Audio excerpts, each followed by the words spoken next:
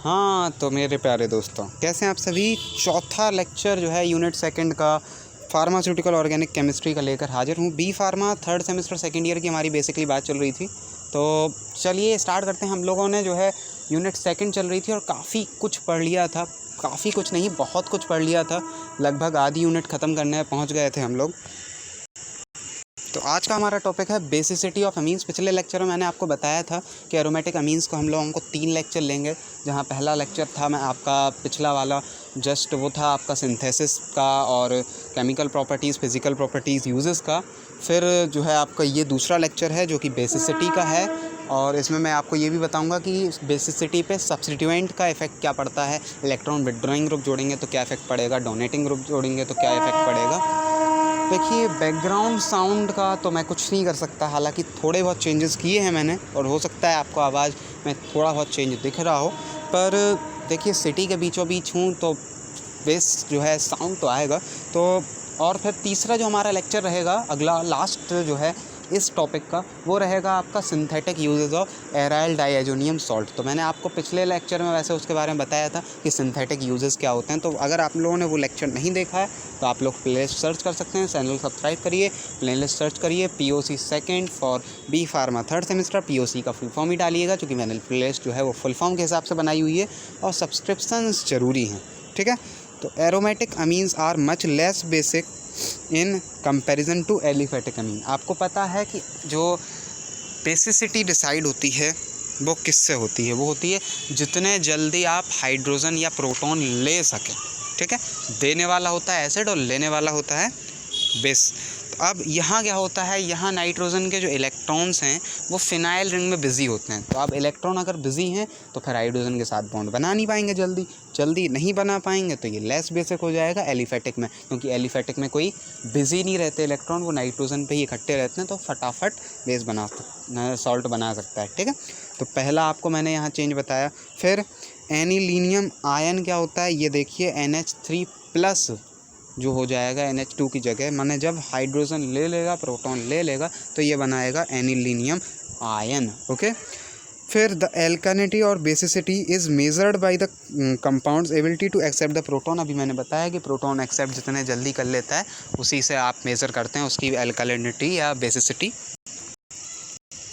तो इन aliphatic amines, अब देखिए जितनी मैंने अभी आपको बकवास, मतलब बकवास नहीं, वो काम की चीज़ें हैं आपकी, मैं बकवास नहीं करता हूँ लेक्चर के अंदर, वो इसलिए हर पॉइंट को ज़रूर सुनिए, कोई भी पॉइंट मिस मत करिएगा। जो भी मैंने बताया वही यहाँ लिखा होगा। In aliphatic amines the lone pair of electrons या non bonding electrons of nitrogen atom is localised and fully available for bond formation या अटैचमेंट और कोऑर्डिनेशन विथ अ प्रोटॉन। मैंने आपको अभी यही तो बताया था कि एलिफेटिक में क्या है, लोकलाइज्ड जो है होते हैं और पूरे तरह से अवेलेबल होते हैं कि प्रोटॉन जैसी आए वैसी उसके साथ अटैच कर लें या उसके साथ बॉन्ड बना लें।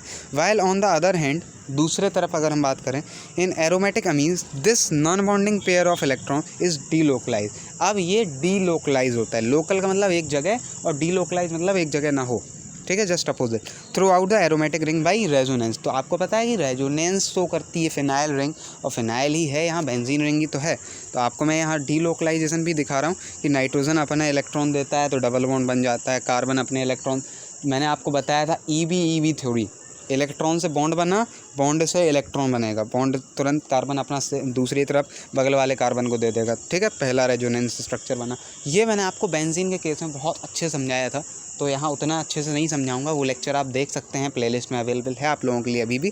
तो यहाँ क्या है, EB थ्योरी, तो इलेक्ट्रॉन से बॉन्ड बना, बॉन्ड से इलेक्ट्रॉन बन गए, फिर इलेक्ट्रॉन से बॉन्ड बना, बॉन्ड से इलेक्ट्रॉन बन गए, बस घुमाते जाइए, EB थ्योरी को याद रखिए। तो यहाँ 4 रेजोनेटिंग स्ट्रक्चर बनेंगे। रेजोनेंस इन एनिलीन अगर आपसे पूछा जाता है 2 मार्क्स 4 मार्क्स में, तो आप इतना लिख सकते हैं। थ्योरी का पोर्शन आपको पता है, आप इसी EB ट्रिक को यूज़ करके थ्योरी भी बना सकते हैं। आप अब इतने ऊपर आ चुके हैं। Ortho para directing effect of aniline भी आपको यहाँ शो हो रहा होगा कि यहाँ अगर इलेक्ट्रॉन शिफ्टिंग की बात करें तो आपने देखा कि यहाँ ऑर्थो दोनों पोजीशन नेगेटिव हैं और पैरा पोजीशन भी नेगेटिव है। तो यानी ये NH2 जो है ये एक ऑर्थो पैरा डायरेक्टिंग ग्रुप है, और ये मैंने आपको बेंजीन के केस में भी बताया था। सेम रेजोनेंस आपको वहाँ भी मैंने बनाया था और वहाँ बहुत डिटेल में समझाया था। इसीलिए मैं कह रहा हूँ कि आप बेंजीन वाले पहले सारे लेक्चर्स देखिए। जब आप बेंजीन वाले लेक्चर्स देखेंगे तभी आपको आगे के लेक्चर्स समझ में आएंगे, स्पेशली यूनिट सेकंड के, क्योंकि यूनिट सेकंड मैं उसी हिसाब से पढ़ा रहा हूँ कि आपने यूनिट फर्स्ट के वीडियोज़ देखे हुए हैं और वहाँ पूरी चीज़ें समझी हुई हैं। इसीलिए मैं थोड़ा शॉर्ट और थोड़ा तेज़ी से पढ़ा रहा हूँ, ठीक है। Through out the aromatic ring, तो अब एरोमेटिक रिंग में इलेक्ट्रॉन डीलोकलाइज्ड है, आपने देखा रेजोनेंस बना रहे हैं, पूरी रिंग में घूम रहे हैं। तो जब तक रिंग घूम के आएंगे तभी तो वो अवेलेबल होंगे, और फिर हो सकता है फिर से निकल जाएं तो फिर एक चक्कर मार के आ जाएं। इसलिए क्या है कि वो प्रोटॉन बनाने के लिए उतने जल्दी नहीं होंगे। जैसे मैं आपको कहानी सुनाता हूँ दो दोस्तों की। एक लड़का था, उसके दो दोस्त थे। पहला दोस्त था जो बिल्कुल फ्री था, घर पे रहता था, और दूसरा दोस्त था जो बहुत बिजी था, ठीक है। तो वो पहले दोस्त के पास आता था मिलने, वो तुरंत मिल जाता था क्योंकि वो फ्री था बिल्कुल, तो वो घर पे जाएगा तुरंत मिल जाएगा।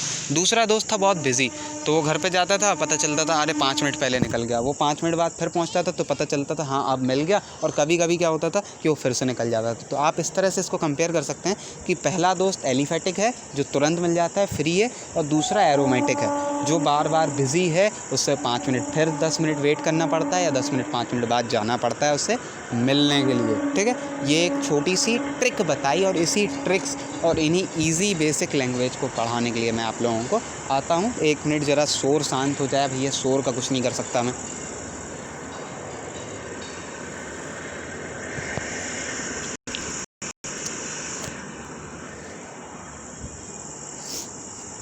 सॉरी, देखिए ये मेरी प्रॉब्लम है कि मेरा घर सिटी के बीचों बीच पड़ता है, पास में ही स्टेशन भी है, तो ट्रेनों की आवाज़ और लोकलाइज ट्रैफिक की आवाज़ आती रहती है। लेकिन मजबूरी है भाई मेरी, क्योंकि मैं तो अब घर बदल नहीं सकता, तो आप लोग थोड़ा सा एडजस्ट करके चलिए। तीसरे पॉइंट की बात करें तो the non bonding electron pair in the resonance hybrid being disperse, so electron pair in nitrogen atom is less available for protonation, hence aromatic amines are less basic than aliphatic amines. पिछले point का justification लिखा हुआ है थोड़ा सा दूसरी language में, थोड़ा स्टैंडर्ड लैंग्वेज में। तो अब यहाँ अगर हम लोग बात करें कि इलेक्ट्रॉन डोनेटिंग ग्रुप का क्या इफेक्ट होता है और इलेक्ट्रॉन विड्रॉइंग ग्रुप का क्या इफेक्ट होता है, थोड़ा सा मैं यहीं आपको आउटलाइन दे रहा हूँ, बाकी आगे पढ़ा तो रहा हूँ। कि इलेक्ट्रॉन डोनेटिंग ग्रुप क्या करेगा, वो रिंग को अपने इलेक्ट्रॉन दे देगा, तो रिंग के रेजोनेंस सेटिस्फाइड, तो फिर वो NH2 से इलेक्ट्रॉन नहीं लेगा, NH2 से इलेक्ट्रॉन नहीं लेगा तो इलेक्ट्रॉन वहाँ प्रेजेंट रहेंगे, ऑलरेडी इलेक्ट्रॉन प्रेजेंट रहेंगे तो जल्दी प्रोटोनेशन कर लेगा, जल्दी प्रोटोनेशन कर लेगा तो क्या होगा, उसका स्टार्ट जो बेसिसिटी थी वो बढ़ जाएगी। तो आपको पता लग गया। अगर अब एक लाइन में आपसे पूछ लिया जाए कि if we substitute electron donating group to the aromatic amine, so basicity is increase और डिक्रीज, आप फटाक से लगाइएगा इंक्रीज, क्योंकि मैंने आपको बता दिया, तुरंत बता दिया। अब मान लीजिए मैं वही ट्रिक उठाता हूँ आपके दोस्त वाली, कि उस लड़के का जो दोस्त था जो बहुत फ्री रहता था, अब क्या हुआ कि उसके यहाँ एक और उसका छोटा भाई हो गया जो अब 10-12 साल का हो गया है। तो अब छोटे छोटे जो काम उसे करने पड़ते थे, अब वो 10-12 साल का हो गया है, छोटे छोटे काम जैसे धनिया लाने का और भी 2-4 जो लोकलाइज काम है, अब वो छोटा भाई करने लगा। तो अब क्या है कि वो लड़का जो था, जो दूसरा दोस्त था, फिर बहुत बिज़ी रहता था, अब वो थोड़ा सा कम बिज़ी रहने लगा, तो वो जल्दी मिल जाएगा, ठीक है। तो ये ट्रिक आपको, वही ट्रिक जो चल रही है उसी ट्रिक को मैं कंप्राइज करते हुए आपको पूरी ट्रिक बता रहा हूँ। दूसरी बात करते हैं कि एनिलीन, फिर जो है इसके बाद एनिलीन का नंबर आएगा क्योंकि उस पर कोई सब्स्टिट्यूशन नहीं है। और अब हम कोई इलेक्ट्रॉन विड्रॉइंग ग्रुप लगा दूँ। इलेक्ट्रॉन विड्रॉइंग ग्रुप क्या है, नाइट्रो ग्रुप जो है वो इलेक्ट्रॉन विड्रॉइंग होता है। तो अब उसी ट्रिक को फिर उठाते हैं। इलेक्ट्रॉन विड्रॉइंग ग्रुप क्या करेगा कि रिंग से इलेक्ट्रॉन ले लेगा, तो रिंग जो है वो फिर पूरी तरह से डिस्टेबलाइज हो जाएगी, तो तुरंत NH2 से इलेक्ट्रॉन्स ले लेगी, NH2 के इलेक्ट्रॉन बिजी हो जाएंगे, प्रोटोनेशन नहीं हो पाएगा। अब ऐसे मान लीजिए कि लड़का जो था, जो बहुत बिजी रहता था, जो दोस्त था उस लड़के का, वो बहुत बिजी रहता था। अब उसके यहाँ क्या हुआ कि जो वो, मैंने पिछले में आपको क्या बताया था कि 10-12 साल का उसका भाई हो गया, तो अब 10-12 साल का हुआ होगा, तो उससे पहले वो 2-4 साल का भी हुआ होगा, मीन्स वो न्यू बॉर्न बेबी भी रहा होगा। तो उस समय क्या रहा होगा, काम थोड़ा ज़्यादा रहा होगा, भाई बच्चे को भी संभालना है, तो वो लड़का जो था वो और ज़्यादा बिजी हो गया होगा, ठीक है। तो उसी ट्रिक को बिल्कुल कंप्राइज करके चल रहे हैं। या इसकी एक और ट्रिक बना सकते हैं कि वो लड़के घर पहले से काम था और अब आ गए गेस्ट आ गए तो वो और ज़्यादा बिजी हो गया। तो तो ये नाइट्रो ग्रुप क्या है, गेस्ट है, ये इलेक्ट्रॉन विड्रॉ कर रहा है। तो ये आपको अब अगर क्वेश्चन पूछा जाए कि if we substitute and electron withdrawing group on aromatic amine so basicity और एल्किलिटी इज़ इंक्रीज और डिक्रीज़, तो आप फटाक से लगाएंगे डिक्रीज़, क्योंकि भैया इलेक्ट्रॉन विड्रॉइंग ग्रुप विड्रॉ कर लेगा, इलेक्ट्रॉन विड्रॉ कर लेगा तो वहाँ तुरंत रिंग जो है वो डीस्टेबलाइज हो जाएगी, उसका रेजोनेंस डिस्टर्ब हो जाएगा। डिस्टर्ब हो जाने की वजह से वो तुरंत NH2 से अमीन जो ग्रुप लगा हुआ है उससे इलेक्ट्रॉन ले लेगा और अमीन ग्रुप पे इलेक्ट्रॉन की कमी हो जाएगी, जिससे वो प्रोटोनेशन नहीं कर पाएगा। तो मैंने आपको बहुत बेसिक चीज़ें यहाँ बता दी विथ ट्रिक। अब आपको आगे केवल मैं रेजोनेंस स्ट्रक्चर दिखाऊंगा और ख़त्म करूँगा। एक चौथा पॉइंट और रह गया था बेसिसिटी के अंदर ही, फिर सब्स्टिट्यूएंट पे पहुंचते हैं कि pKa वैल्यू पढ़ी थी हम लोगों ने फिनॉल के केस में, तो यहाँ pKb वैल्यू होगी, क्योंकि यहाँ हम बेसिसिटी की बात कर रहे हैं। तो pK value is less so compound is more basic, और अगर ये ज़्यादा होती है तो कंपाउंड लेस बेसिक। तो यहाँ आप देख रहे हैं कि एनिलीन जो है उसकी pKb वैल्यू जो है वो मिथाइलएमीन से कम है, तो मिथाइलएमीन से वो ज़्यादा बेसिक है। ठीक है, तो इस तरह से आपको एक pKb वैल्यू का पॉइंट भी मिल जा सकता है कि ये इस तरह से बेसिक होता है, इस तरह से कम बेसिक होता है। तो ये एक पॉइंट भी आपका हो गया। मैंने आपको 3 पॉइंट जस्टिफाई तरीके से समझाए, चौथे pKb वैल्यू का हो गया और सब्स्टिट्यूएंट का इफेक्ट ही अच्छे से समझा दिया। आप सब्स्टिट्यूएंट का केवल आपको रेजोनेंस देखना है। Effect of substituent on the reactivity of benzene aromatic amines. Benzene नहीं है, बेंजोइक भी नहीं है, एरोमेटिक है। ठीक है, टर्म एरोमेटिक यूज़ करेंगे, बेंजीन या बेंजोइक नहीं।